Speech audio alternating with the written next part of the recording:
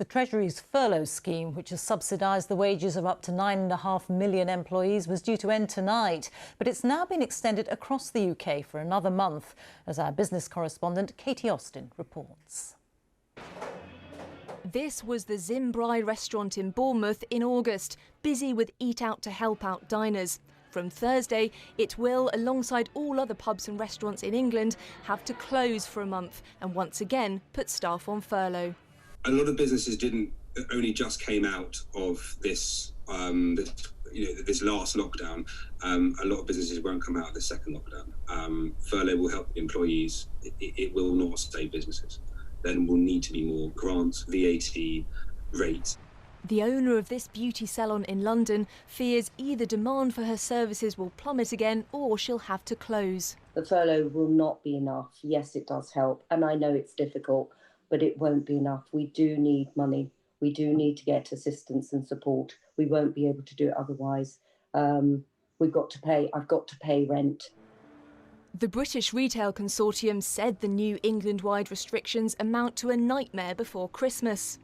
It would be a disaster for us all as customers in the lead up to Christmas if part of the retail industry were forced to close as part of today's announcement. £1.6 billion a week of retail sales were lost in April, May and June, and that would be an even bigger figure with the consequences for jobs.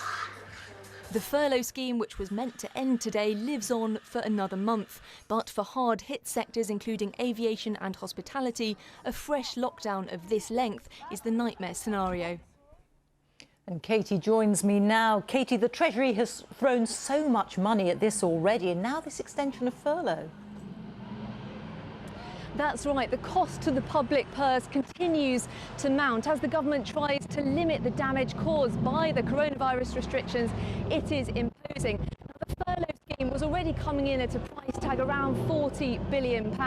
It's unclear exactly what this 1 month extension will mean in terms of cost, but again, we are likely to be talking in the billions at a time when government borrowing has soared. In November, employees will receive 80% of their current salary for hours not worked, up to a maximum of £2,500. And this evening, groups representing self-employed people have been pointing to what had already been announced for the self-employed, which was winter grants, which were going to cover 40% of their average trading profits if they were eligible. So those groups are saying that needs to be boosted too to help the self-employed as well as employees through this new period of lockdown. Katy, thank you very much. Our correspondent Katy Austin there.